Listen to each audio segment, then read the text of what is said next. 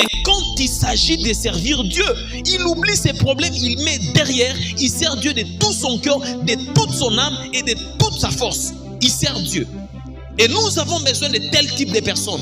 Et quand le diable découvre que cette église ou ce ministère est fait des hommes qui ont vraiment un cœur affermi malgré les tempêtes, les douleurs, ils viennent au culte, ils servent Dieu. Quand on dit il y a évangélisation, ils sont sur terrain, mais ils ont essayé de mettre de côté leurs problèmes parce qu'ils savent de toute façon, c'est pas moi qui va résoudre ça.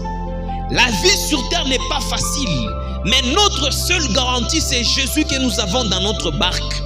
Et la présence de Jésus dans notre barque ne signifie pas que la tempête ne va pas s'élever.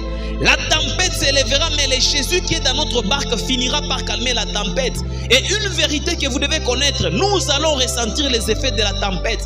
Tu sentiras les effets de la déception, tu sentiras les effets de la galère, tu sentiras les effets du rejet, tu sentiras les effets de l'humiliation, de la honte. Sur ton corps, dans ton âme, tu sentiras cette douleur et à la fin, Jésus vient te sortir de là. Ce n'est pas que tu ne sentiras pas, tu sentiras. Jésus lui-même, lorsqu'on voulait l'amener à la croix, il a senti la douleur. Et plusieurs fois même on dit, la sueur est devenue comme des grumeaux de sang. Imaginez-vous, c'est un niveau de stress très élevé. Lorsque la sueur d'une personne commence à se...